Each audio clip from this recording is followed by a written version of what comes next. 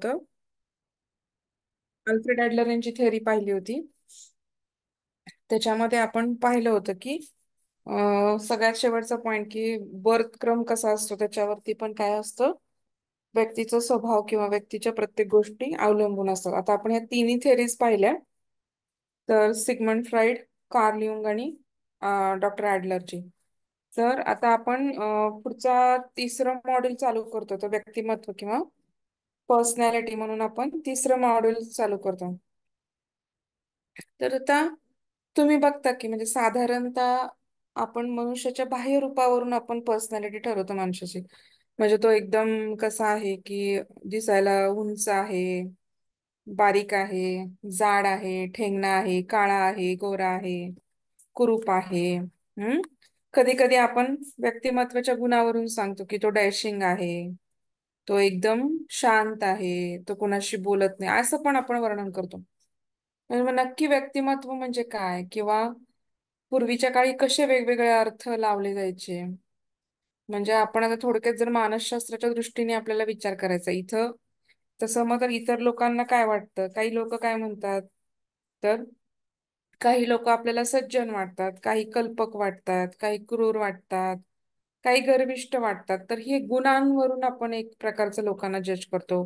काही रूपांवरून, म्हणजे पहिलं आपलं जरी बोलणं कम्युनिकेशन नाही, पण एखाद्याचं येणं, बसणं, ताठ बसणं, इम्प्रेशन पडतं आपल्याला. म्हणजे first impression is a last impression म्हणतो आपण.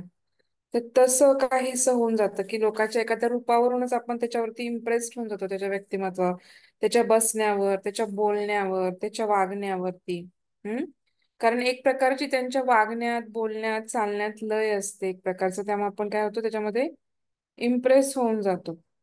तर आपण ह्या जनसंग्रहामध्ये काय आहे, तर थोडस आपल्याला आपलं प्रत्येकाचंच म्हणजे किती पण आपण, आपलं जरी क्षणिक आयुष्य आहे किंवा आपलं जनसामान्यामध्ये काही प्रतीक नाहीये, पण तरी पण प्रत्येकाचं व्यक्तिमत्व काय असतं, वेगळं असतं, स्वतंत्र असं असतं. आता व्यक्तिमत्व म्हणजे इंग्लिशमध्ये आपण त्याला काय म्हणतो की पर्सनॅलिटी असं म्हणतो. तर सायकोलॉजीमध्ये ह्याचा खूप जास्त प्रमाणामध्ये विविध दृष्टिकोनातून किंवा पद्धतीने अभ्यास केलेला आपल्याला जाणवतो. याच्यामध्ये फक्त बाह्य रूप व्यंजक व्यक्तिमत्व नव्हे, तर त्याच्यामध्ये काय काय दृष्टिकोन ठेवले किंवा काय काय व्याख्या केल्या गेल्या. आपण असं म्हणतो की व्यक्ती तितक्या वल्ली. हा जेवढ्या व्यक्ती आहेत तेवढ्या त्याचं प्रत्येकाचं स्वरूप किंवा प्रत्येकाचं प्रारूप किंवा वागण्याची पद्धत प्रत्येकाची काय असते, वेगवेगळी असते. आता हे पर्सनॅलिटी हा शब्द पण म्हणजे पर्सोना ह्या शब्दावरूनच आलाय. म्हणजे त्याचा अर्थ काय की आपण मास्क किंवा मुखवटा असं म्हणतो. तुम्ही तुम्ही काय, मी काय, आपल्या आयुष्यामध्ये बरेच मुखवटे घालून आपण काय करत असतो, सगळ्या आपल्या भावना आपण उघड करतो का? नाही. तर आपल्या बऱ्याच भावना ह्या अबोध मनामध्ये, कधी प्रिकॉन्शियस सुप्त मनामध्ये तशाच राहतात. सगळ्या भावना आपण व्यक्त करू शकत नाही, कारण काही परिस्थितीनुसार किंवा काही भावना जर आपण व्यक्त केल्या तर पुढचा दुखावेल म्हणून, किंवा काही भावना ह्या व्यक्त करण्यासारख्या नसतातच. मग त्याच्यामध्ये एखादी, आता तुम्हाला एखाद्या मुलीवर तुम्ही प्रेम करता, तर तुम्हाला पटकन तिला बोलता येत नाही. ही भावना काय, तुम्ही थोड्या दिवसांनी तुम्ही बोलालही, परंतु त्यावेळेस वेळ काळ बघून किंवा तुम्हाला ते व्यक्त होता येत नाही कधी कधी. अशी पण लोक तुम्ही पाहिलेली आहेत.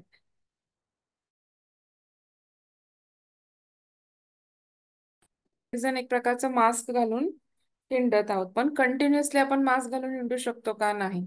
आपल्या जवळच्या लोकांबरोबर आपलं आपलं ओरिजिनल स्वरूप किंवा आपलं ओरिजिनल प्रारूप काय होतं, उघडं होतं. आणि त्यामुळे आपल्या जवळची लोक तरी कमीत कमी आपल्याला प्रेडिक्ट करू शकतात की ह्या परिस्थितीत किंवा ह्याचं व्यक्तिमत्व असं आहे. म्हणजे आपल्या सगळ्या गुणांच्या वरती एखाद्या गुणांचा डॉमिनन्सी, प्रत्येक गुण आपल्यामध्ये असतो, पण एखाद्या गुणाची आपल्यामध्ये काय असते की खूप प्रमाणात डॉमिनन्सी असते, आणि मग त्याच्यानुसार आपल्याला लोक ओळखतात किंवा मग आपल्या रूपावर.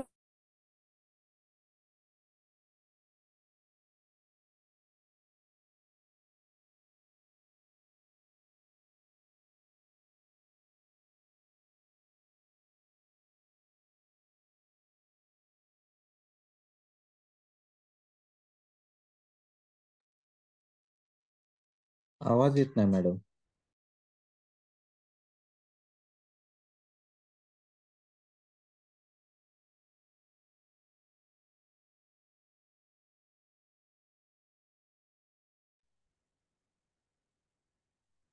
माझ्याकडे लाईट गेली आहे बरं का, त्याच्यामुळे थोडंसं अडचण झाली. मी परत हॉटस्पॉटला जॉईन केलंय. ठीक आहे. तर पर्सनॅलिटीमध्ये मग जे आपण आता असं म्हणतो की व्यक्ती तितक्या वल्ली आहेत, म्हणजे ह्या पर्सोनावरूनच हा पर्सनॅलिटी शब्द डेव्हलप झाला असावा. तर आता ह्याच्यामध्ये आपल्याला नक्की काय काय पॉईंट बघायचे ऍक्च्युली आता. तर व्यक्तिमत्व म्हणजे काय, मग त्याच्यामध्ये व्यक्तिमत्वाची डेफिनेशन आली. मग व्यक्तिमत्वाच्या डेफिनेशन नंतर आपण काय बघणार आहोत, तर साधारणतः काय प्रकार किंवा गुणविशेष प्रकार किंवा दृष्टिकोन काय आहेत प्रत्येकाचे. मग त्याच्यामध्ये आपण हिप्पोक्रेटिसनुसार, क्रेशमरनुसार आणि शेल्डननुसार दृष्टिकोन बघणार आहे. नंतर गुणविशेष सिद्धांत दृष्टिकोन, मग त्याच्यामध्ये दोन प्रकार आहेत पर्सनॅलिटीमध्ये. काही लोकांनी काय केलं, तर आपलं बाह्य रूप आणि आपले गुण ह्या वच्यावरून काय केलं की त्याचं अनालिसिस केलं. मग त्याच्यामध्ये कोण आलं, म्हणजे त्याला काय म्हणायचं आपण, गुणविशेष प्रकार दृष्टिकोन, म्हणजे ट्रेट अँड टाइप्स अप्रोच.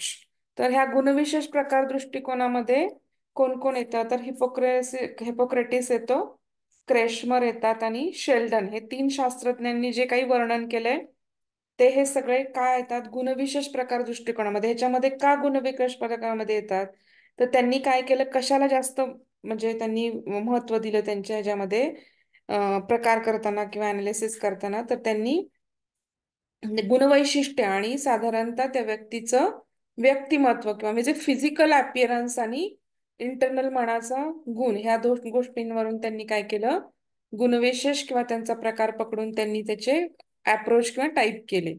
आणि दुसरा गुणविशेष दृष्टिकोन ट्रेट अप्रोच म्हणतो आपण त्याला नुसता. तर ट्रेट अप्रोच काय गुणविशेष दृष्टी, तर गार्डन अल्पोर्ट म्हणून एक सायंटिस्ट आहे, तर त्याचा सिद्धांत आहे. तर त्याच्यामध्ये आणि ह्याच्यामध्ये काय फरक आहे, तर त्यांनी काय केलं की गुणविशेषांनाच फक्त महत्व दिलं. जे प्रत्येक व्यक्तीमध्ये सापडणारे जे गुणवैशिष्ट्य किंवा गुणविशेष आहेत त्यांनाच महत्व दिलं. त्याला घटक अनालिसिस किंवा आपण मराठीमध्ये घटक अनालिसिस म्हणतो, किंवा त्या घटक अनालिसिस मधून त्यांनी 18,000 गुण हुडकून काढले आणि त्यांना काही ठराविक नंतर त्याचे 16 हे करून 16 ट्रेड्स मध्ये त्यांना लोकांना विभागलं त्यांनी. कारण 18,000 गुण काय आपण 18,000 गुणांना त्यांनी 16 गुणाखाली म्हणजे 16 गुणाखालीच आणलं. आणि त्या 16 गुणानुसार पर्सनॅलिटी टाईप, मग त्याच्यामध्ये प्रधान गुणविशेष, मध्यवर्ती गुणविशेष, सेकंडरी ट्रेट्स अशा अल्पोर्टनी त्याचे प्रकार केले. आणि नंतर कॅटल घटक उत्पत्ती म्हणून एक आलं. तर त्याच्यानंतर नंतर कोण एक आले, तर कॅटलची घटक उत्पत्ती सिद्धांत म्हणून आला. मग तर हे गुणविशेष आले आता. आणि आपण जे सिग्मंड फ्राईडचा किंवा कार्ल युंगचा आणि अल्फ्रेडचं जे बघितलं होतं, ते साधारणतः सायको अनालिटिक प्रिस्पेक्टिव्ह मध्ये ते सगळे येतात, हे सेकंड. आणि नंतरचा थर्ड जो आपण बघणार आहोत ते ह्याच्यामध्येच पर्सनॅलिटीमध्ये. तर त्याच्यामध्ये साधारणतः तिसरा जो भाग येतो त्याला ह्युमेनिस्ट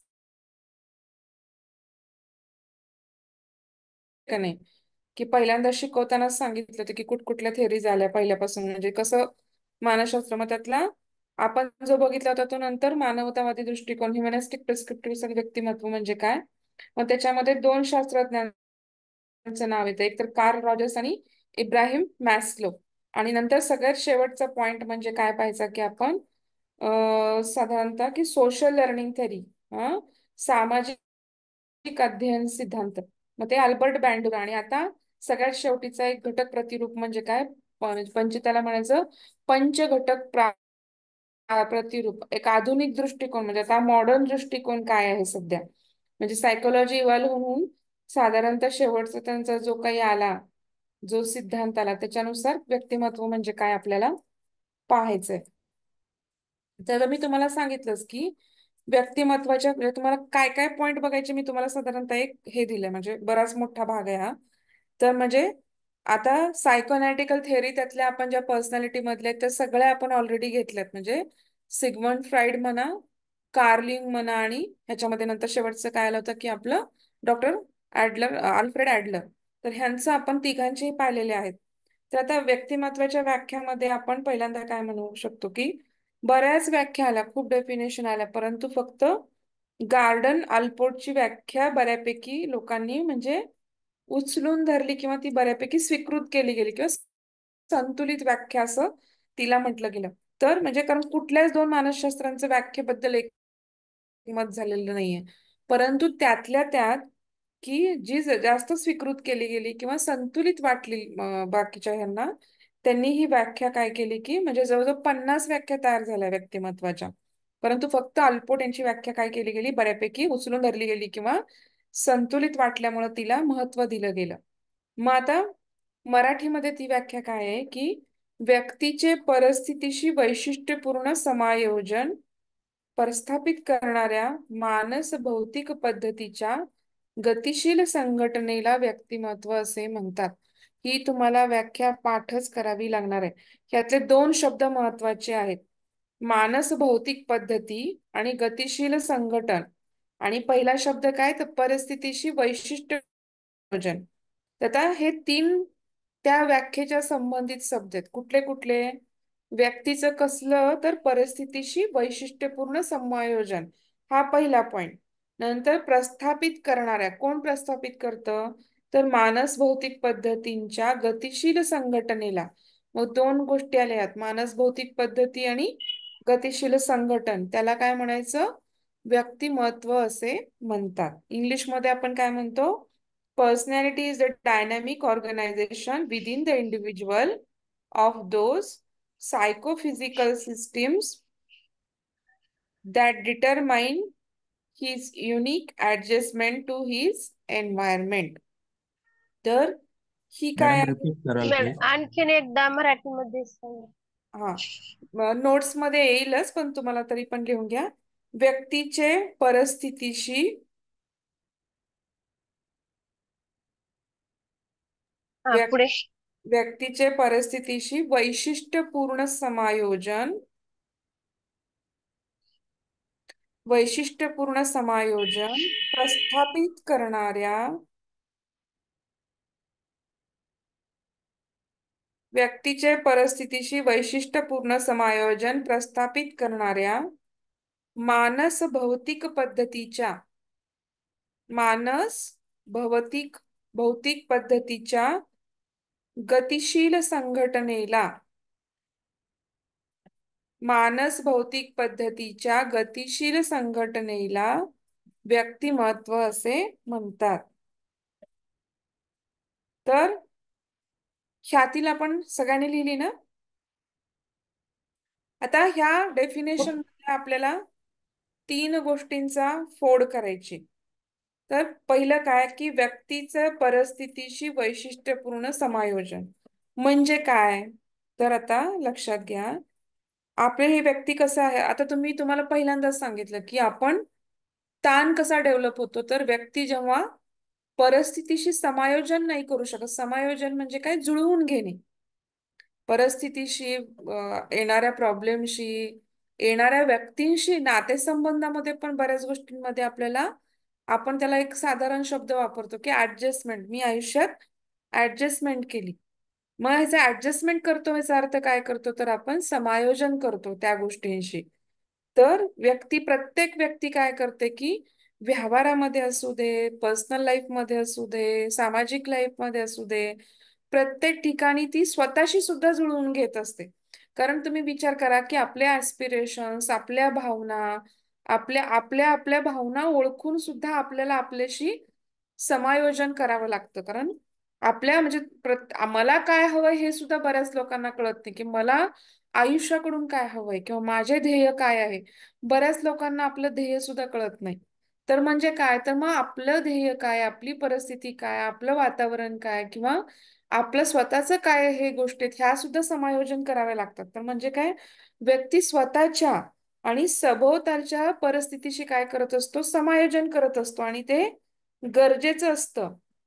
आणि मग ह्याच्यामुळे काय होतं, समायोजन करता आलं तर त्याच्यामध्ये काय होतं की त्याच्यामध्ये जर स्वतःचा पण फायदा होतो आणि परिस्थितीचा पण जर फायदा होत असेल तर त्या व्यक्तीचं आपण काय म्हणू शकतो, उचित समायोजन असं म्हणू शकतो. परंतु समजा फक्त स्वतःचाच फायदा होतोय, परिस्थितीचा तोटा होतोय, तर म्हणजे अशी बरीच लोक स्वार्थी, म्हणजे माझं झालं ठीक आहे, पुढच्याला काही फरक पडत नाही मला मिळालं का नाही मिळालं, तसं नाही पाहिजे. तर माझा जसा फायदा होतो तसा परिस्थितीचा पण फायदा झाला पाहिजे किंवा पुढचा जो व्यक्ती आहे त्याचाही फायदा झाला पाहिजे. विन विन सिच्युएशन असं म्हणतो आपण त्याला. तर थोडक्यात काय, तर फक्त स्वतःचा किंवा फक्त परिस्थितीचा फायदा होत असेल तर त्याला आपण उचित समायोजन म्हणत नाही.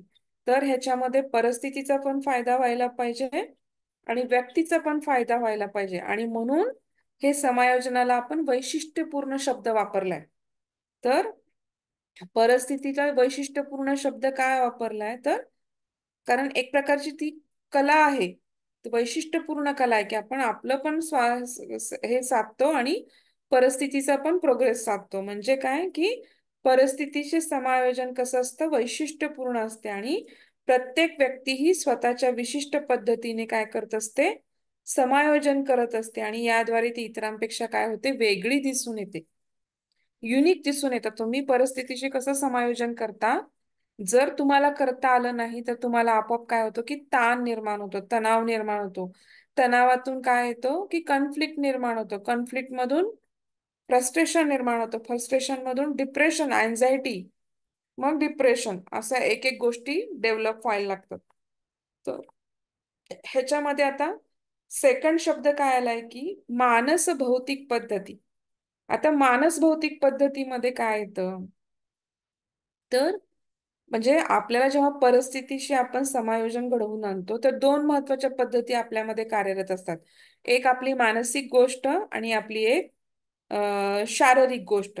आता मानसिक गोष्टींमध्ये काय काय येतं, मानसिक गोष्टींमध्ये आपल्या प्रेरणा येतात, म्हणजे आपले इन्स्पिरेशन, म्हणजे म्हणतो का नाही आपण की माझे आई वडील माझे इन्स्पिरेशन आहेत, माझे गुरु माझे इन्स्पिरेशन आहेत, किंवा मला टाटा किंवा मदर तेरेसा किंवा स्वामी विवेकानंद, लोकमान्य टिळक, ह्या लोकांकडे पाहिल्यावरती मला प्रेरणा मिळते. किंवा काही जण सेल्फ मोटिवेटेड असतात की ते स्वतःला सारखं काही ना काहीतरी गोष्टींमध्ये मोटिवेट करत राहतात, कारण त्यांचे एस्पिरेशन्स हाय असतात. तर अशा प्रेरणा प्रत्येकामध्ये म्हणजे कधी कधी साध्या प्रेरणा पण घेऊ शकतो. भुकेची प्रेरणा, अंतप्रेरणा असते, की भूक लागली की अंतप्रेरणेने आपण जेवायला जातो. तर ह्या प्रेरणा, त्यामध्ये मग भुकेची पण साधी साधी सरळ जी प्रेरणा, तर ती प्रेरणा पण येऊ शकते. मग भावना, सगळ्या भावना आपल्या प्रकारच्या, जेव्हा राग, दुःख, भीती, आनंद, द्वेष, सगळ्या तिरस्कार, या सगळ्या भावना, नंतर आपली बुद्धी, आपली बुद्धी, नंतर आपली अभिवृत्ती. अभिवृत्ती म्हणजे आपले इंटरेस्ट, आपलं कशामध्ये आपल्याला जास्त रस आहे किंवा आपल्याला इंटरेस्ट आहे. नंतर आपण अध्ययन, अध्ययन कशाचं करतो, तर प्रत्येकाची इंटरेस्ट वेगळे आहेत. कोण कॉमर्स साईडला जाईल, कोण मेडिकल साईडला जाईल, कोण इंजिनिअरिंगला जाईल, कोण आपले गुणविशेष ओळखून आपल्या आपल्या शाखा, तुम्ही आता बघितलं त्याच्यावरूनच ऍप्टिट्यूड टेस्ट आल्या, त्याच्यावरूनच ह्या सगळ्यांचं काय आलं की काउन्सिलिंग आलं. तर आपल्यामध्ये काय गुणविकासांचं कौशल्य किंवा स्किल्स आहेत, हे सगळे बघून आपण काय करू शकतो, आपले साईड डिटर्मिनेट करू शकतो. तसंच इथं काय, तर मानसिक गोष्टींमध्ये काय काय गोष्टी येणार, तर प्रेरणा येणार, भावना येणार, बुद्धी येणार, अभिवृत्ती म्हणजे आपले इंटरेस्ट किंवा आपला रस, अध्ययन, आपली स्मृती कितपत चांगली, काही काहींची स्मृती खूप चांगली असते. म्हणजे स्वामी विवेकानंदांना एकदा वाचलं की ते पुस्तकाचं पान फाडून टाकत असत, परत वाचायची गरज पडली, एक पाठी म्हणतो आपण त्यांना. तर इतकी स्मरणशक्ती किंवा त्यांची स्मृती काय होती, तीव्र होती. नंतर वृत्त प्रक्रियन, म्हणजे वृत्त प्रक्रियन म्हणजे काय, तर आपल्याला त्या गोष्टींची वारंवारता किंवा एखाद्या गोष्टीचं हे करता येणं, त्या म्हणजे अनालाइज करता येणं, त्या गोष्टीचा अनालाइज करून निर्णय घेता येणं. तर ह्या सगळ्या गोष्टी मानसिक मध्ये येतात. आणि शारीरिक मध्ये, किंवा त्यालाच आपण भौतिक म्हणतो. आता मानस भौतिक पद्धती म्हणलं ना आपण, मग आता मानसमध्ये ह्या सगळ्या गोष्टी आल्या, आणि भौतिक म्हणजे शारीरिक गोष्टी. भौतिकलाच आपण काय म्हणणार आहोत, शारीरिक. आणि या पद्धतीमध्ये काय येतं, केंद्रीय चेतासंस्था, स्वायत्त चेतासंस्था, विविध अंतःस्रावी ग्रंथी, आपलं रोगप्रतिकारक शक्ती, आपले जीन्स किंवा आपले जेनेटिक्स. मग ह्याच्यामध्ये तुम्ही विचार करा, हे आपल्या हातात असतं का? नाही. आपल्या मनातील भावना आपण काही गोष्टींच्या ह्याच्याने बदलू शकतो, मानसिक भावना, किंवा आपण आपल्यामध्ये बदल करू शकतो. तसं शारीरिक ह्याच्यामध्ये आपण, हा, आपल्या रोगप्रतिकार शक्ती वाढवू, आपली हेल्थ आपण चांगली करू व्यायाम करून वगैरे, परंतु काही गोष्टी ह्या आपल्या हातामध्ये नाहीत. म्हणजे आपल्या अनुवंशिक जीन्स जे आपल्या येणार आहेत, ते आपल्या आजी आजोबा, आपले आई वडील त्यांच्याकडून आपल्याकडे ट्रान्सफर, ते काय आपल्या हातात नाहीत. म्हणजे त्याच्यामध्ये आपली उंची, रंग, उंची पण आपण व्यायामाने थोडीफार प्रमाणात पुढे मागे वाढवू शकतो, परंतु रंग किंवा आपला आवाज, हा, आपली शरीरयष्टी, त्या बाह्य गुणांचा सगळा समावेश काय होतो की म्हणजे आपली शारीरिक गोष्टी सगळ्या आल्या, म्हणजे त्याच्यामध्ये मेंटल नर्वस सिस्टीम, म्हणजे थोडक्यात आपल्या सगळ्या सिस्टीम्स आल्या आणि आपलं सगळं शरीर हे काय आलं, भौतिक किंवा शारीरिक पद्धतीमध्ये आलं. ह्या सगळ्यांचा समावेश काय होतो की व्यक्तिमत्व ठरवताना होतो थोडक्यामध्ये. आणि नंतर सेकंड काय म्हणलं होतं की मानसिक भौतिक पद्धतीच्या गतिशील संघटनेला. आता जे व्यक्तिमत्वामध्ये हे विविध घटक आहेत हे काय असतात, असे संघटित स्वरूपात असतात, म्हणजे एकत्र संघटित म्हणजे काय, एकत्र, एकत्रपणे येणे. तर तसं मग आता मानसिक शारीरिक या दोन गोष्टींचा समावेश तर होतोच त्याच्यामध्ये. तसं आपल्या अध्ययन व आता बघा, आता आपलं जे काही अध्ययन आहे आणि शारीरिक परिपक्वता ही काय असते की संघटित रूपाने कार्य करताना दिसते. कसं दिसते म्हणजे आता तुम्ही पहिलीमध्ये असणारी तुमची बुद्धी आणि पाचवीमध्ये असणारी तुमची बुद्धी वेगवेगळी असते का नाही? तुमच्या बोधात्मक किंवा तुमच्या कॉग्निटिव्ह डेव्हलपमेंटमध्ये, तुमच्या विचारांमध्ये, तुमच्या मॅच्युरिटीमध्ये काय असतो, फरक पडलेला असतो. म्हणजे तुमचं वय जसं वाढत जातं तसं तुमची शरीर जडणघडण बदलत जाते, त्याचप्रमाणे तुमची मानसिक गोष्टी पण बदलत जातात. आणि तुम्ही पहिली ते पाचवी क्लासमध्ये गेल्यानंतर पाचवीमध्ये असणारं तुमचं शरीर, पहिलीमध्ये असणारं शरीर, पाचवीमध्ये असणारी तुमची बुद्धी किंवा भावना, किंवा पहिलीमध्ये असणाऱ्या तुमच्या भावना काय असतात, वेगवेगळ्या असतात. तर हे दोघं काय करतात, संघटित रूपाने अध्ययन आणि हे, कारण जसं जसं तुमचे क्लास वाढत जाणार आहे तसं तसं तुमची हाईट वाढत जाणार आहे, तसं तसं वय वाढत जाईल तसं तसं तुमची शरीरात ठेवण वाढत जाणार. तर हे दोन्ही काय असतात, एकत्र संघटित रूपाने तुम्हाला कार्य करताना दिसतात. तर म्हणजे काय, तर संपूर्ण शारीरिक परिपक्वता साध्य झाल्यावर अध्ययनाला सुरुवात होते का, नाही. तर अगदी तुम्ही जेव्हा लहान असता, अगदी आता तर काय म्हणजे 3 वर्षापासूनच लहान गट, नर्सरी, ज्युनियर केजी, लहान गट, मोठा गट, आता नर्सरीच्या खाली पण अजून आलेत की बऱ्याच गोष्टी आल्या, आता तर लोक पाळणा घरात पण ठेवतात. तर तसं तर म्हणजे असं सगळं शरीर परिपक्वता आल्यावरती आपण अभ्यास अध्ययनाला सुरुवात करतो का, नाही. तर आपण लहानपणापासून करत होतो. आणि जसं जशी आपली शारीरिक परिपक्वता वाढत जाते तसं तसं शारीरिक क्रियांद्वारे अध्ययन पण आपण करत जातो. तर म्हणजे व्यक्तिमत्वातील जर सर्व घटक संघटित असले तर ते आजीवन स्थिर नसतात. थोडक्यात काय म्हणजे आता जरी आपण मानस भौतिक पद्धती पकडल्या तर त्यांना गतिशील संघटना आहे. गतिशील संघटना म्हणजे काय, पहिल्या वर्षामध्ये तुमचं जे व्यक्तिमत्व आहे, तुम्ही 1 वर्षाचे असताना 5 वर्षाला तुमचं व्यक्तिमत्व बदलेल, 10 वर्षाला तुमचं व्यक्तिमत्व बदलेल, 15 वर्षाला तुमचं व्यक्तिमत्व बदलेल, आणि 18व्या वर्षी किंवा तुम्ही 40व्या वर्षी एक वेगळे महत्व असतील तुमचं व्यक्तिमत्व, आणि 70व्या वर्षी तुमचं व्यक्तित्व. मग तुमच्या शारीरिक गोष्टीत तर फरक पडतोच, परंतु तुमच्या मानसिक व्यक्तिमत्वामध्ये पण काय करत असतो, फरक पडतो. म्हणजे काय म्हणलेलं आहे की जरी व्यक्तिमत्व हे संघटित असलं तरी आजीवन स्थिर नसते, म्हणून त्याला गतिशील नाव दिले. तुमच्या लक्षात आलं का त्याला गतिशील का नाव दिले, तर ते स्थिर नाहीये. ते वयपरत्वे, शरीर परत्वे, सगळं काय बदलत जातं. म्हणजे आपल्या मानसिक आणि शारीरिक क्षमतामध्ये कालांतराने बदल होत जातो. म्हणजे वजन, उंची वाढते, स्मृती व अध्ययन क्षमता वाढतात, मॅच्युरिटी वाढते, जगाचा दृष्टिकोन बदलण्याचा वाढतो, नवनवीन गोष्टींचं वाचन वाढतं, त्यामध्ये तुमचं हे वाटू शकतं. तुम्हाला आता मी एक गोष्ट सांगते, तुम्हाला माहित नसेल तर पहिली जी हार्ट सर्जरी होती तर ते डॉक्टर ख्रिश्चन बर्नार्ड, तुम्हाला माहिती आहे का, 1960च्या दशकातली गोष्ट आहे ही साधारणतः. तर त्यांनी पहिल्यांदा काय केली की हार्ट ट्रान्सप्लांट सर्जरी केली, आणि त्यामुळं काय झालं की त्यांचा ठिकठिकाणी काय व्हायला लागला की सत्कार व्हायला लागला, आणि सतत देशभर त्यांचे काय व्हायला लागले की व्याख्यानं व्हायला लागली. कारण तुम्ही आता तिथं सत्काराला गेला म्हणजे तुम्हाला काहीतरी बोलायला ते सांगतातच. मग प्रत्येक ठिकाणी काय व्हायला लागलं की त्यांची व्याख्यानं व्हायला लागली आणि त्यांचा परंतु आता तुम्ही पहा की आता इतका सोशल मीडिया अवेअर आहे की प्रत्येकाचा आपल्याला लगेच चेहरा, लगेच त्याचं वागणं, किंवा आपल्याला नवीन कुठलं गाणं आलं किंवा रील आले तर त्या नवीन गाण्याच्या नवीन रील लगेचच इतर लोक कॉपी करतात. मग आपल्याला कळतं किंवा असं असं गाणं आलंय, मग ते ओरिजिनल गाणं काय आहे. आपण आता हे इंस्टाग्राम, स्नॅपचॅट, व्हॉट्सअप, ह्या सगळ्या गोष्टींच्या द्वारे काय ओळखू शकतो. पण पूर्वी काळ तसा नव्हता. 1960 मध्ये काही मोबाईल नव्हते, प्रसार माध्यम पण टीव्ही पण फारसा काही पसरलेला नव्हता.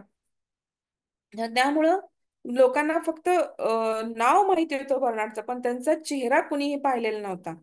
मग एका रात्री ते व्याख्यान द्यायला निघालेले असताना की ते खूप थकले होते. मग ते ड्रायव्हरला काय म्हणाले की तू माझं इतक्यांदा व्याख्यान ऐकलेस, तर तुला तर माझं व्याख्यान तोंडपाठ झालं असेल, तर आज मी खूप थकलोय, तू व्याख्यान देशील का? तर मला तर कोणी ओळखतच नाही तिथं, माझा चेहरा तर कोणी पाहिलेलाच नाही, तर तू व्याख्यान देशील का? तर मी तोपर्यंत गाडीत आराम करतो. तो ड्रायव्हर हो म्हणतो. आणि त्यांनी डॉक्टर बर्नार्डचं भाषण त्याला इतकं तोंडपाठ झालं होतं ना, की त्यांनी अगदी जसंच्या तसं अस्खलितपणे ते भाषण दिलं. आणि लोकांनी इतका प्रचंड टाळ्यांचा कडकडाट केला. मग एका शास्त्रज्ञाने त्याला विचारलं, त्या ड्रायव्हरला, की म्हणजे शस्त्रक्रियेतला एक प्रश्न विचारला. मग आता शस्त्रक्रियेतला प्रश्न विचारला त्याला कसं सांगता येईल, मग तरी पण त्यातून त्यानं काय सांगितलं की आता एखादा दुसरा असता तर तो घाबरला असता किंवा तिथनं धूम ठोकली असती. पण त्यानं काय सांगितलं की ड्रायव्हरनी काय उत्तर दिलं की इतक्या सोप्या प्रश्नाचं उत्तर तर माझ्या जो गाडीत झोपलेला ड्रायव्हर आहे तर तो सुद्धा देऊ शकतो. म्हणजे असं की व्यक्तिमत्व, पर्सनॅलिटी, आता आपण पाहतो की व्यक्तिमत्व काय आहे किंवा तो माणूस कसा दिसतो किंवा डॉक्टर बर्नार्ड कसे दिसतात हे त्या काळी माहित नव्हतं. तर म्हणजे किती पण त्यांचं भाषण किंवा त्यांचं जे काही आहे त्यांनी इतकं अस्खलितपणे दिलं की म्हणजे व्यक्तिमत्वाला आता म्हणजे आता आजच्या काळात तर खूपच महत्व आहे. त्या काळात नव्हतं का होतं, परंतु त्यांना डॉक्टर बर्नार्डचा चेहरा कोणी पाहिलेला नसल्यामुळे ही अशी गोष्ट त्या काळामध्ये घडून आली. पण त्यांचा ड्रायव्हर पण तसा हुशार होता. कारण कधी कधी आपण ज्या लोकांच्यात वावरतो आपल्या सभोवतालच्या 5 लोकांसारखं आपलं व्यक्तिमत्व असतं, कधी पण लक्षात ठेवा. आपण म्हणून सांगतो मुलांना पण की आपण मुलांचं बघताना काय बघतो की ते कुठल्या मित्रांमध्ये हिंडतोय, व्यसनी मित्रांमध्ये तर हिंडत नाही ना. नंतर हुशार मुलांच्याशी मैत्री कर म्हणून सांगतो आपण त्याला, किंवा आपण चांगल्या लोकांशी मैत्री कर असं सांगतो का? तर जसे आपले साईडचे 5 लोक आहेत तसं आपलं काय होतं की आपली पर्सनॅलिटी किंवा आपलं विचारांचं प्रारब्ध किंवा आपलं व्यक्तिमत्व ठरतं. मग आता डॉक्टर बर्नार्डवर राहून राहून त्याचा ड्रायव्हर पण कसा असेल, तो बऱ्यापैकी हुशार झाला असणार आहे, कारण तोही बऱ्याच गोष्टी वाचत असणार आहे. आणि मग त्यांनी त्यामुळे सहजपणे उत्तर दिलं की माझ्या गाडीमध्ये जो माझा ड्रायव्हर झोपला आहे तो सुद्धा ह्या प्रश्नाचं उत्तर देऊ शकतो. आणि त्यांनी डॉक्टर बर्नार्डना बोलवून आणलं आणि मग त्यांनी त्या प्रश्नाचं उत्तर दिलं असं. तर आता हे एक आपल्याला सहज आपल्याला एक हे म्हणून. परंतु अजून एक गोष्ट आहे की जॉन एफ नॅश म्हणून. तर हे जे होते ना नॅश, हे पॅरानॉइड सिझोफ्रेनियानी पूर्णपणे काय होते की 30 वर्ष झुंजत होते. त्यांना काय होतं की पॅरानॉइड सिझोफ्रेनिया होता. आपण बघितलं की छिन्न मनस्कता आपण बघितली. तर 30 वर्ष झुंज दिल्यानंतर 1994 मध्ये त्यांना काय मिळालं की अर्थशास्त्रातल्या संशोधनासाठी नोबेल पारितोषिक मिळालं. म्हणजे इतकी प्रबळ इच्छाशक्ती आणि म्हणजे समाजासाठी काहीतरी करण्याची किंवा म्हणजे योगदान द्यावं अशी इच्छा, ह्या गोष्टींमुळे काय होतं की असं 30 वर्ष झुंजणारा किंवा आणि त्याच्यानंतर पण एवढं चांगलं काम करणारा माणूस पहिल्यांदाच आपल्याला दिसून आला. म्हणजे आपण एखाद्याच्या व्यक्तिमत्वाचं म्हणजे एखाद्याचे व्यक्तिमत्व आपल्याला प्रेरणा ठेवू शकतो. तसंच आता तुम्ही बघा, लाल बहादूर शास्त्री बघा किती ठेंगणे होते किंवा त्यांचं बाह्य रूप एकदम छोटं होतं, म्हणजे पण त्यांचं वागणं किंवा त्यांचं जरी उंच पुरा नसेल काही गोष्टी, परंतु त्यांचा एक शब्द किंवा एक नजर काय होतो ती आपल्याला दिशा दाखवायला पुरेसी. म्हणजे महात्मा गांधी म्हणा किंवा लोकमान्य टिळक. हा, तर हे सगळ्या व्यक्तींचं कसं होतं की आपल्यावरती काय होतं की आपल्या पर्सनॅलिटीवरती प्रभाव पडत होता. आता आपण काय बघणार आहोत त्याच्यामध्ये, तर आता व्याख्या बघितली, व्याख्याचं अनालिसिस बघितलं. नंतर आता आपण गुणविशेष नुसार जे प्रकार झाले. हा, गुणविशेष प्रकार दृष्टिकोन म्हणजे गुणविशेषावरून जे प्रकार किंवा दृष्टिकोन डेव्हलप झाले. गुणविशेष व प्रकार दृष्टिकोन आपण पाहणार आहोत. त्याच्यामध्ये इंग्लिशमध्ये त्यांना आपण म्हणतो ट्रेट अँड टाइप्स. गुणविशेषला आपण ट्रेट्स म्हणतो, प्रकारला आपण टाईप म्हणतो आणि दृष्टिकोनाला आपण अप्रोच म्हणतो, म्हणजे ट्रेट अँड टाइप्स अप्रोच. मग आता प्रत्येक व्यक्तीमध्ये काही ना काहीतरी गुणवैशिष्ट्ये आहेत. हा, आता म्हणजे प्रत्येक व्यक्तीमध्ये म्हणजे आपण बघतो की कुठला पण व्यक्ती बघितला तर प्रत्येकामध्ये काही ना काहीतरी वैशिष्ट्ये असतात.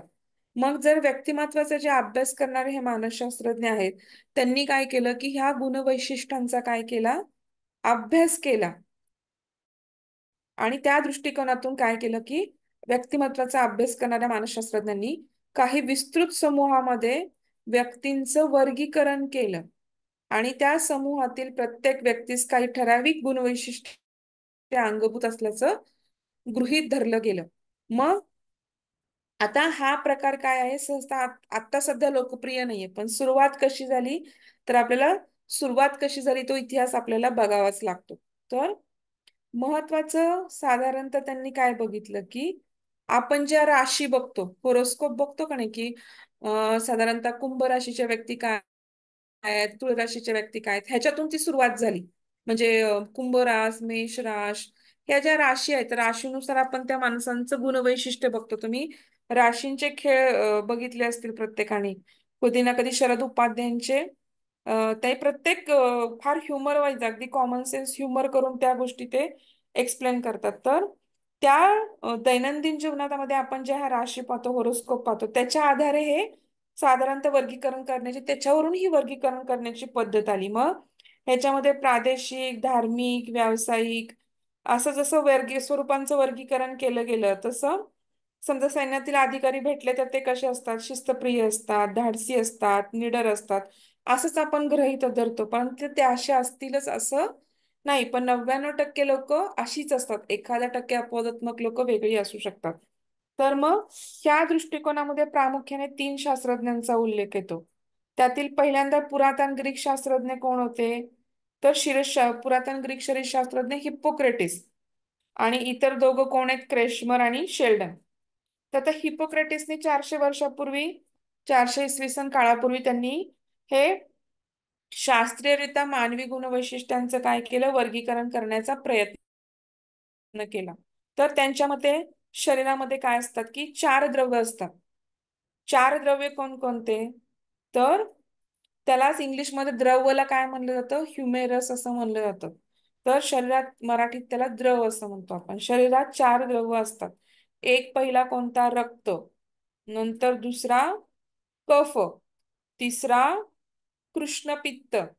आणि चौथा पित्त.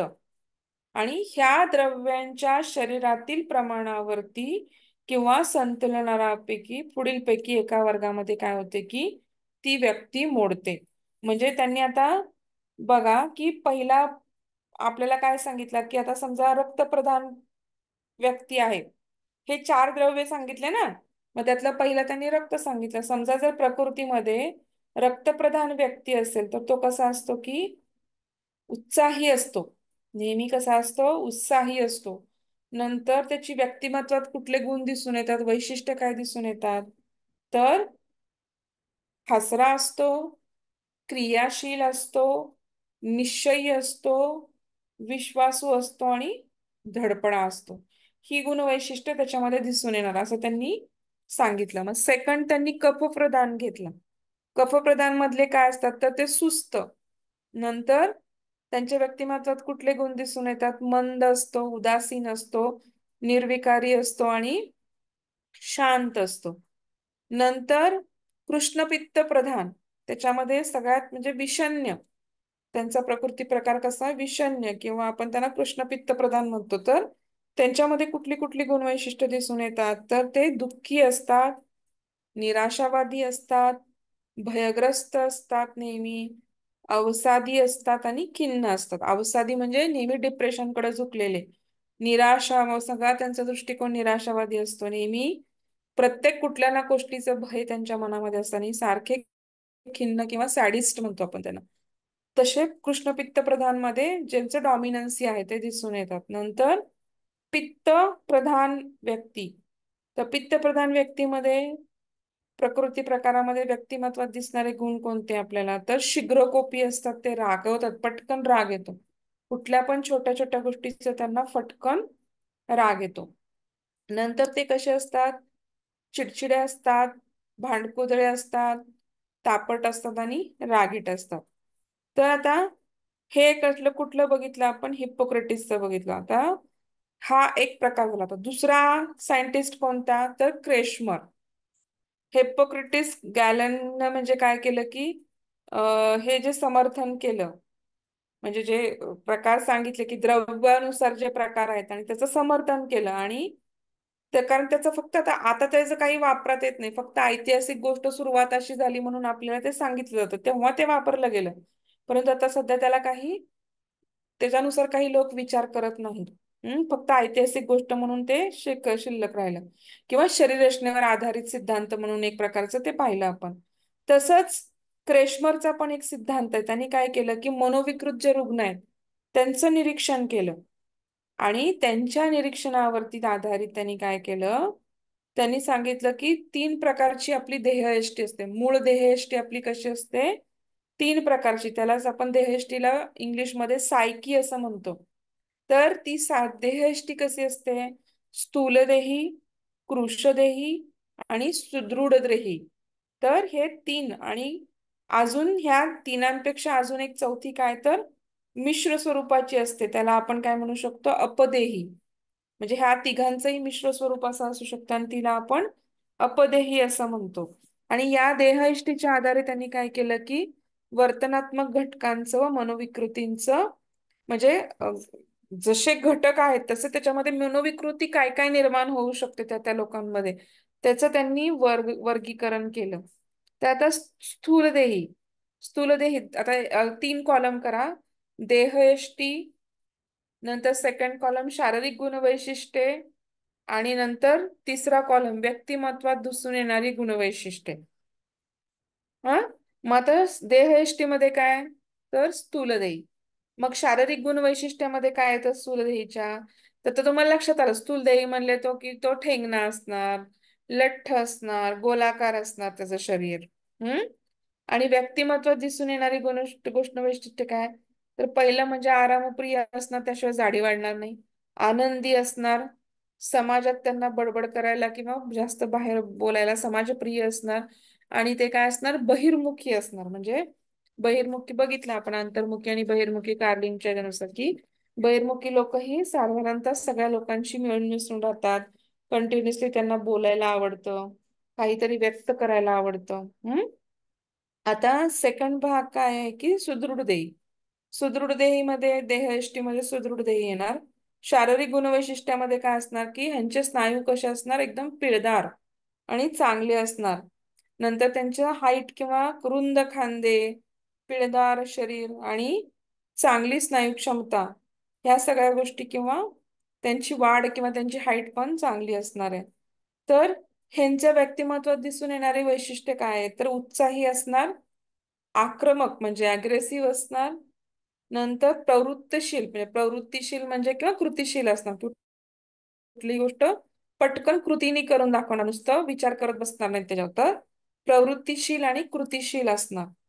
आता तिसरी देहयष्टी कोणती आहे, तर कृशदेही. आता कृशदेही व्यक्ती काय करतात,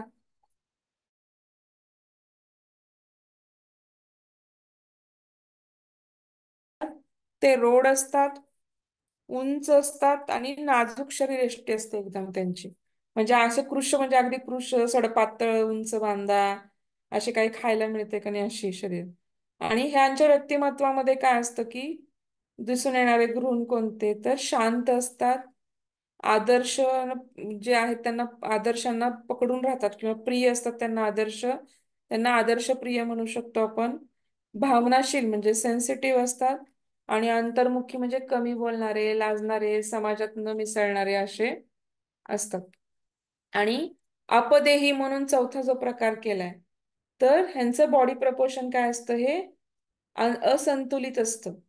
म्हणजे त्यांना काही संतुलन नसतं आणि अंतःस्रावी ग्रंथींच्या मध्ये दोष निर्माण झाल्यामुळे ह्या व्यक्तीमध्ये, आता तुम्ही बघता की ते क्रोमोझोमल डिसिजेस किंवा जेनेटिक डिसऑर्डर मध्ये काही मुलं हाईटनी कमी येतात किंवा हाईटनी एकदम उंच होतात किंवा शरीरयष्टी एकदम छोटी असते, अशी लोक तुम्ही बघितले क्रोमोझोमल डिसऑर्डर मध्ये. किंवा डाऊन सिंड्रोम पकडा, त्याच्यामध्ये मतिमंदत्वाचं प्रमाण येतं. तर अशा लोकांना आपण अपदेही मध्ये घालू शकतो. त्याच्यामध्ये काय असतं की त्यांच्यामध्ये बॉडी प्रपोर्शन चुकीचं असतं, अंतःस्रावी ग्रंथींच्या कार्यांमध्ये दोष निघाल्यामुळं त्या व्यक्ती ह्या सगळ्या आपदेही ह्याच्यामध्ये मोडतात. आणि ह्या अपसामान्य असतात, म्हणजे ह्यांच्यामध्ये प्रॉब्लेम्स असतात म्हणून त्यांना अपसामान्य, कारण सामान्य लोकांच्या व्यतिरिक्त म्हणून त्यांना अपसामान्य असं नाव दिलेलं आहे. मग अपसामान्यत्व ज्यांच्यामध्ये निर्माण झालेलं आहे तर त्याच्यामध्ये पण काय होतं, त्यांचं म्हणणं आहे की आता कृशदेही आणि सुदृढदेहीमध्ये काय म्हणणं आहे त्यांचं की ह्यांच्यामध्ये छिन्न मनस्कता निर्माण होण्याची शक्यता काय असते, अधिक असते. कुणामध्ये? कृशदेही आणि सुदृढदेहीमध्ये छिन्न मनस्का निर्माण होण्याची शक्यता अधिक असते. हे त्याचं ऑब्झर्वेशन आहे. ह्याच्या त्याला काही सायंटिफिक काही त्याला बेस नाही.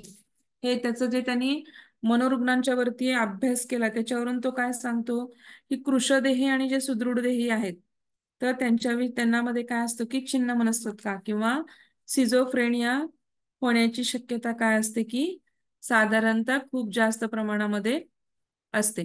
त्याच्यानंतर आपण काय बघितलं दुसरं तर जे स्थूलदेही आहेत त्यांच्यामध्ये काय असतं, त्या व्यक्तींमध्ये उन्मादी अवसादी मनोदुर्दशा निर्माण होण्याची शक्यता जास्त असते. मॅनिक डिप्रेसिव्ह सायकोसिस, त्यालाच मराठीत नाव काय आहे? उन्मादी अवसादी मनोदुर्दशा. त्याला इंग्लिशमध्ये मॅनिक डिप्रेसिव्ह सायकोसिस, हे जास्त सोपं आहे लक्षात ठेवायला. मॅनिक डिप्रेसिव्ह सायकोसिस, उन्मादी अवसादी मनोदुर्दशा, हे त्याचं ऑब्झर्वेशन वरनं मत आलं. आता तिसऱ्या शास्त्रज्ञांनी एक मांडलं, शेल्डन. तर शेल्डन शास्त्रज्ञांनी काय मांडलं, तर त्यांनी काय केलं की त्यांनी जे निरीक्षणं केली त्याच्यामध्ये त्यांनी कशा कशाचं निरीक्षण केलं, तर देहयष्टी आणि व्यक्तित्व प्रकारामध्ये संबंध प्रस्थापित करायचा त्यांनी प्रयत्न केला. ते कुठले होते? अमेरिकन मानसशास्त्रज्ञ होते, विल्यम शेल्डन. आणि त्यांनी काय केलं, 4,000वरती महाविद्यालयाने ह्याच्यामध्ये काय केलं, देहयष्टीचं मापन केलं आणि चित्रांकन करून एका 7 बिंदू श्रेणीवरती काय केलं, त्यांनी त्याचं वर्गीकरण केलं आणि व्यक्तिमत्वाच्या विविध गुणविशेषांचं वापर करून त्यांनी काय केलं की देहयष्टी व गुणविशेष ह्या दोघांचा संबंध तपासण्याचा प्रयत्न केला. म्हणजे समजा तुमचं शरीर असं असेल तर तुमची गुणवैशिष्ट्य अशी असू शकतात, तर ह्याचा संबंध त्यांनी प्रस्थापित केला. तर त्यालाच काय म्हणायचं की देह प्रारूप किंवा स्वभाव धर्म, 3 देह प्रारूप सांगितले आणि 3 स्वभाव धर्म सांगितले, कारण त्या देह प्रारूपानुसार 3 स्वभाव धर्म उत्पन्न होतात असं त्यांनी सांगितलं. आणि त्यांचं वर्गीकरण त्यांनी कसं केलंय ते आपण आता पाहू. तर त्याच्यामध्ये त्यांनी काय दिलं, आता हे लिहून घ्या. एका ब्रॅकेटमध्ये लिहा देह प्रारूप, नंतर दुसऱ्या ब्रॅकेटमध्ये शारीरिक गुणवैशिष्ट्य, तिसऱ्या ब्रॅकेटमध्ये प्रभावी स्वभाव धर्म आणि व्यक्तिमत्वात दिसून येणारी गुणवैशिष्ट्य, असे 4. म्हणजे प्रभावी स्वभाव धर्म म्हणजे डॉमिनंट काय आहेत, शारीरिक गुणवैशिष्ट्य काय आहेत आणि व्यक्ती तर मेध प्रधान घेतला. मग त्यांची शारीरिक गुणवैशिष्ट्य काय, स्थूल आणि लठ्ठ. नंतर आणि एकदा सांगा मॅडम, रखाने आवाज मध्ये गेला होता. हा, तर त्यांचं देह प्रारूप, पहिला ब्रॅकेट काय करा, देहरूप. नंतर सेकंड ब्रॅकेटमध्ये शारीरिक गुणवैशिष्ट्य काय दिसणार. नंतर त्यांचा डॉमिनंट स्वभाव काय असणार किंवा प्रभावी स्वभाव काय असणार. आणि नंतर चौथा काय, व्यक्तिमत्वामध्ये किंवा पर्सनॅलिटीमध्ये काय गुणवैशिष्ट्य दिसून येणार. आता पहिला प्रकार काय की मेदप्रधान लोक, जे त्यांना इंग्लिशमध्ये काय म्हणायचं, एंडोमॉर्फिक. मेदप्रधान लोक त्यांना इंग्लिशमध्ये एंडोमॉर्फिक म्हणतात. तर ते कसे असतात, शारीरिक गुणवैशिष्ट्यामध्ये काय येणार, स्थूल आणि लठ्ठ. प्रभावी स्वभाव धर्म काय असणार त्यांचं की उदरबल्यता.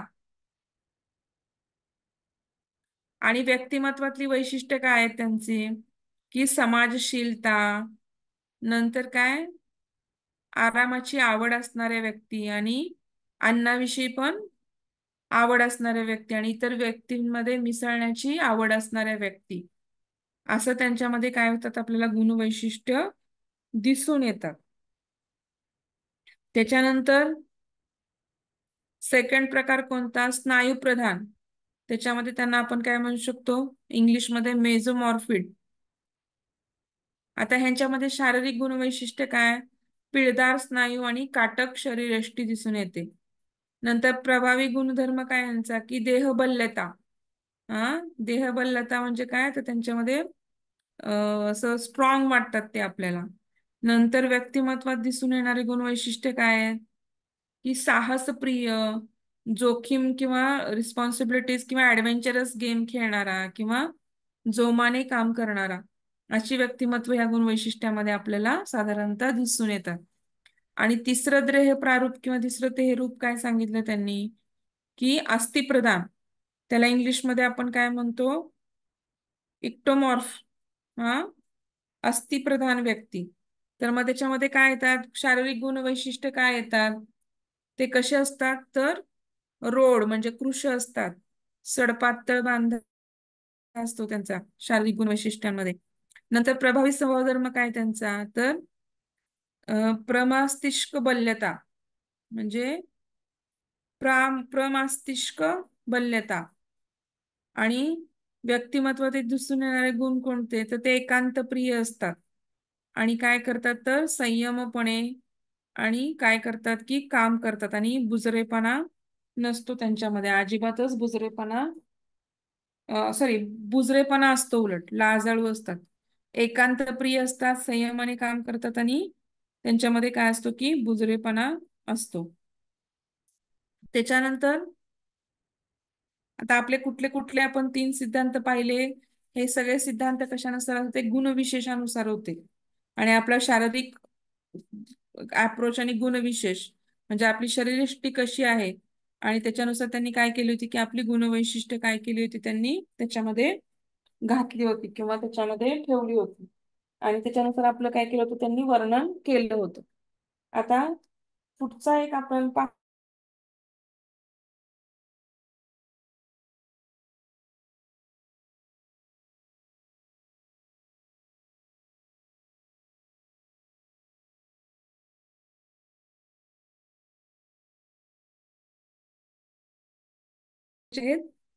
बरेच सिद्धांत काय आहेत, बरेच लोकप्रिय सिद्धांत आहेत. मॅडम पहिल्यापासून मला आवाज गेला होता तुमचा आणखी. काय पाहिजे मॅडम? आवाज गेला होता म्हटलं आता आणखी. हे वाक्य पूर्ण रिटर्न पूर्ण पुन्हा हो, एकदा बोला. गार्डन अल्पोर्ट गुणविशेष सिद्धांत. आपण आता मगाशी काय पाहिले, हे तिन्ही हे गुणवैशिष्ट्य पाहिले. हा, पुन्हा गुणविशेष पाहिले आपण. ट्रेट अप्रोचेस पाहिले, पण त्यांनी आपण कसे पाहिले गुणविशेष प्रकार, तर ट्रेट अँड टाईप अप्रोच, म्हणजे ट्रेट कसे आहे त्याच्यानुसार टाईप अप्रोच पाहिले. तर इथं काय करणार आहे, आता इथे डायरेक्ट ट्रेट अप्रोचेस पाहणार आहोत आपण, की गुणविशेषांनाच पाहून त्यांनी कसं ट्रेट बनवले किंवा त्याला कसा अप्रोच केला, हे काय करणार आहोत आपण, पाहणार आहोत. तर आता गुणविशेषानुसारच त्यांनी काय केलं, त्याचं वर्गीकरण केलेलं आहे गार्डन अल्पोर्टनी. तर गार्डन अल्पोर्टनी काय केलं, की त्यांचा सिद्धांत बऱ्यापैकी आज पण लोकप्रिय आहे. कारण का, तर त्यांनी काय केलं, इंग्रजीच्या शब्दकोशातून काय केले, की 17,953 म्हणजे साधारणतः 18,000 शब्द शोधून काढले, ज्यांना गुणविशेष आपण असं म्हणू शकतो. मग त्यामधून त्यांनी काय केलं, समानार्थी शब्दांना एका शीर्षकाखाली घेतलं. मग त्याच्यामध्ये त्यांना काय दिसलं, की 171 गुणविशेषांची यादी तयार झाली. मग त्या सर्व व्यक्तीमध्ये आढळणाऱ्या त्यांनी समान गुणविशेषांना काय केलं, पर्सनल किंवा वैयक्तिक वृत्तीमध्ये फरक केला त्यांनी. म्हणजे विशिष्ट लोकांच्या वैयक्तिक वृत्तीमध्ये फरक करून त्यांनी त्याचे प्रकार बनवले. मग त्याच्यामध्ये त्यांनी काय केलं, त्याच्यात त्या तीन प्रकारे गटामध्ये वर्गीकरण केलं. एक काय, प्रधान गुणविशेष, दुसरं मध्यवर्ती गुणविशेष, आणि तिसरं दुय्यम गुणविशेष. आता प्रधान गुणविशेषामध्ये काय येतं, तर प्रधान गुणविशेषामध्ये हे प्रत्येक व्यक्तीमध्ये आढळत नाही. प्रधान गुणविशेष हा काहीतरी कुणामध्ये ठराविक लोकांमध्येच हा गुणविशेष काय होतो, आढळतो. म्हणजे आता तुम्ही बघा, विचार करा, की शिस्त कशी आहे, की एखाद्या व्यक्तीच्या प्रत्येक लहान सहान कार्यामध्ये आपल्याला वर्तनात दिसू शकते.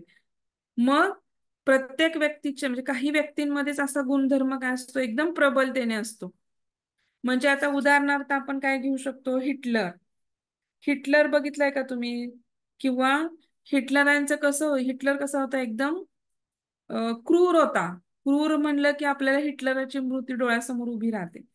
तसं गांधी म्हटलं तर काय होतं आपल्यासमोर? अहिंसा हा एक गुण काय होतो आपल्यासमोर? एकदम अहिंसेचे पुजारी म्हणून गांधी, आपल्याला लगेच त्यांची प्रतिमा डोळ्यासमोर येते. किंवा दानशूर कर्ण, आपल्याच लगेच समोर काय प्रतिमा निर्माण होते? कर्ण. म्हणजे अशी खूप लोक ठराविक असतात की एक गुण घेतला की त्यांचंच नाव आपल्याला फक्त समोर येतं. हा, किंवा त्यांचंच गोष्ट आपल्या काय होते की समोर निर्माण होते. तर अशा गुणधर्मांना काय म्हणतो की अल्पोट प्रधान गुणविशेष म्हणून संबोधतो.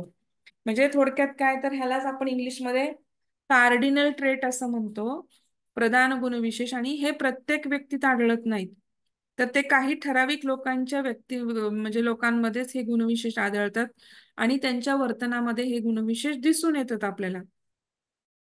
म्हणजे आता उदाहरणार्थ आपण जर शिस्त ही एखाद्या व्यक्तीच्या गोष्टीत पाहिली, तर ती त्याच्या प्रत्येक लहान सहान कार्यामध्ये दिसून येऊ शकते. म्हणजे इतकी शिस्त असते की तो त्याच वेळेस उठणार, पुस्तकं व्यवस्थितपणे शिस्तबद्धपणे त्याच अँगलमध्ये लावून ठेवणार.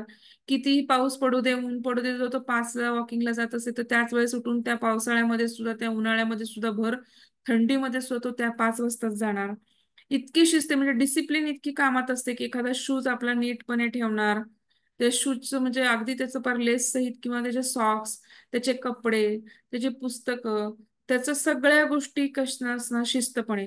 स्वयंपाक करताना पण तो कसं, एखादी गोष्ट घेताना ती परत प्रत्येक गोष्ट व्यवस्थित मागच्या जागी, तिला खरकटांना लागा, असं सगळं शिस्तप्रियता प्रत्येक त्या व्यक्तीच्या वागण्यात दिसून येऊ शकते. तसंच हा जो गुणधर्म, म्हणजे थोडक्यात काय, तर काही व्यक्तींमध्ये असा एक गुणधर्म असतो की तो प्रबलतेने काय होतो की त्यांच्या वर्तनामध्ये व्यक्त होतो, आणि ती व्यक्ती त्या गुणधर्माच्याच नावाने ओळखली जाते. म्हणजे मी तुम्हाला सांगितलं की क्रूर हिटलर, किंवा अहिंसा म्हणलं की गांधीवादी तत्व आलं किंवा गांधी आले. किंवा आपण असं म्हणू शकतो की दानशूर कर्ण, किंवा सत्यवादी हरिश्चंद्र, राजा हरिश्चंद्र, किंवा युधिष्ठिर, सत्यवादी हरिश्चंद्र राजा किंवा युधिष्ठिर, असं आपण लक्षात येतं. की कळलावी नारद मुनी. म्हणजे थोडक्यात ह्या गोष्टी आपण एखाद्या ह्याच्यावरून त्याचं गुणवैशिष्ट्य आपल्याला कळू शकतं, म्हणून त्या प्रधान गुणविशेष असं त्याला नाव दिलेलं आहे. आता सेकंड प्रकार आहे तो, त्याला आपण काय म्हणतो की मध्यवर्ती गुणविशेष, किंवा सेंट्रल ट्रेट्स म्हणतो आपण त्याला. म्हणजे अल्पोर्ट काय म्हणतो की कुठल्याही व्यक्तीचं वर्णन करायचं झालं तर आपण त्याला काय करतो, 5 ते 10 गुणविशेष लावतो. कारण 5 ते 10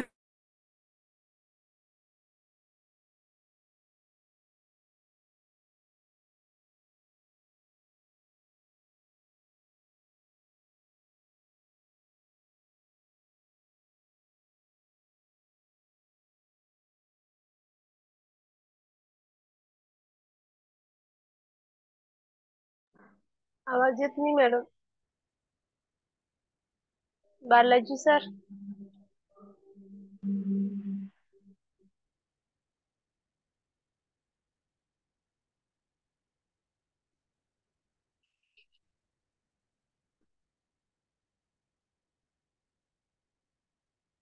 मुंडे सर आवाज येतो? नाही नाही. नाही येत आहे.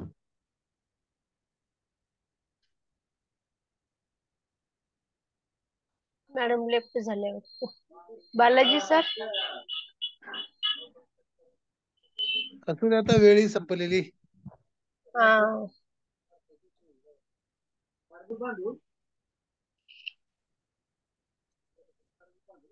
संयुक्त अरब अमीरात के अबू धाबी में राम मंदिर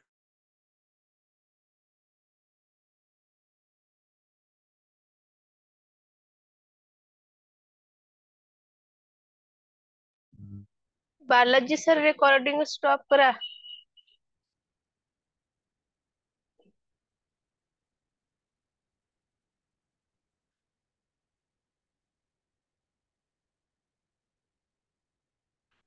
आपण तर आता सेकंड पार्ट पाहणार आहोत आपण, मध्यवर्ती गुणविशेष. तर आता अल्पोर्टचं मते काय आहे की आपण कुठल्याही व्यक्तीचं वर्णन करताना काय करतो, आपण 5-10 गुणविशेषांचं सहाय्य घेतो. 5 ते 10 गुणविशेषांनी त्या व्यक्तीला काय करतो, आपण एक्सप्लेन करतो, किंवा त्या व्यक्तीचं व्यक्तिमत्व एक्सप्लेन करतो. मग हे 5-10 गुणविशेष काय होतात की आपल्याला आपल्या बहुतांशी आपल्या वर्तनामधून, आपल्या बिहेवियर मधून काय होत असतात की दिसून येत असतात. म्हणजे आता तुम्ही बघितलं की काही म्हणजे जे गुणविशेष तीव्रता आपल्याला एक 5-6 गुणविशेष दिसून येतात, त्यांनाच आपण काय नाव देतो की मध्यवर्ती गुणविशेष असं नाव देतो. आता तुम्ही समजा एखाद्या मैत्रिणीला किंवा तुमच्या मित्राला डोळ्यासमोर आणून असं वर्णन करताय किंवा विचार करा की ह्या माझ्या मित्रामध्ये किंवा ह्या माझ्या मैत्रिणीमध्ये काय गुण आहेत, मग त्याचं वर्णन मी कसं करणार, किंवा तर मग आपण एखाद्याच्या व्यक्तीचं वर्णन करू शकतो की ती खूप उंच आहे, किंवा ती हुशार आहे खूप, किंवा ती खूप मदत करते किंवा हेल्पफुल नेचर आहे, किंवा ती खूप सेन्सिटिव्ह आहे. आपण असं एखाद्या गोष्टीचं वर्णन करू शकतो, किंवा एखादी मित्र किंवा आपल्या एखाद्या मैत्रिणीचं डोळ्यासमोर चित्र आणा आणि तुम्ही आठवा की त्या मित्राचं किंवा त्या मैत्रिणीचं 5-6 वाक्यांमध्ये आपण किंवा 5-6 गुणविशेषांमध्ये कसं वर्णन करतो ना.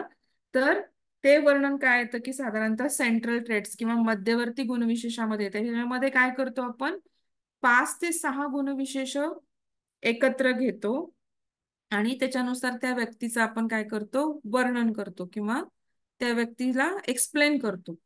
नंतर तिसरा प्रकार आहे, त्यांनी काय सांगितलं की दुय्यम गुणविशेष. मग दुय्यम गुणविशेषामध्ये काय येतं, तर सेकंडरी ट्रेट्स म्हणतो आपण त्याला इंग्लिशमध्ये. तर हे खूप कमी प्रमाणात आढळतात. म्हणजे व्यक्तीचं वर्णन करण्याला इथं विशेष महत्व नसतं, तर ती परिस्थिती किंवा त्यामध्ये कशी म्हणजे स्टिम्युलंट किंवा उद्दीपिका कशी येतात आणि त्या प्रसंग त्या उद्दीपिकांना आपण कशी प्रतिक्रिया देतो किंवा प्रगट होतो. तर म्हणजे आता एखादी शांत असणारी व्यक्ती अचानक रागीट होऊ शकते, आक्रमक होऊ शकते किंवा असा. मग त्यामुळे हा गुणविशेष कधीतरी चुकून आपल्यामध्ये व्यक्त होतो. म्हणजे आपण म्हणतो बघा, ती अशी नव्हती पण त्यावेळेस ती तशी का वागली मला माहित नाही. हे अनएक्सपेक्टेड असतं, हे प्रेडिक्टेबल नसतं. अचानक एखादी व्यक्ती काय करते, एखादा वेगळा गुण व्यक्त करते. नेहमी शांत असणारी व्यक्ती एकदम रागाने आक्रमक किंवा रागीट होऊ शकते. मग त्याला ती परिस्थिती किंवा तिथला एखादा स्टिम्युलंट तिला एक जबाबदार असू शकतो. म्हणजे आपण असं लोकांना म्हणतो पण ती व्यक्ती रागीट नाहीये, पण त्या दिवशी तिला काय झालं होतं काय माहिती, अचानकपणे ती असं रागाने का बोलली मला कळलंच नाही, किंवा मी प्रेडिक्ट केलं नव्हतं, किंवा मी ते मला असं वाटलंच नाही की ती अशी वागू शकते. तर असं आपल्याला हा गुण कसा असतो, मध्यवर्ती नसतो पण तो प्रासंगिक असतो. म्हणजे त्या बाहेरच्या परिस्थितीमुळे किंवा उद्दीपिकामुळे तिच्यामध्ये तो तेवढ्यापुरता कधीतरी चुकून अचानकपणे येतो. आणि हा प्रधान किंवा मध्यवर्ती नसून कधीतरी प्रसंगामुळे येणारा दुय्यम गुणविशेष असतो. म्हणून त्याला आल्पोर्टने त्यांना काय म्हटलेलं आहे की दुय्यम गुणविशेष किंवा सेकंडरी ट्रेट्स असं आपण म्हटलेलं आहे. तर हे आपण इथं थांबू आज.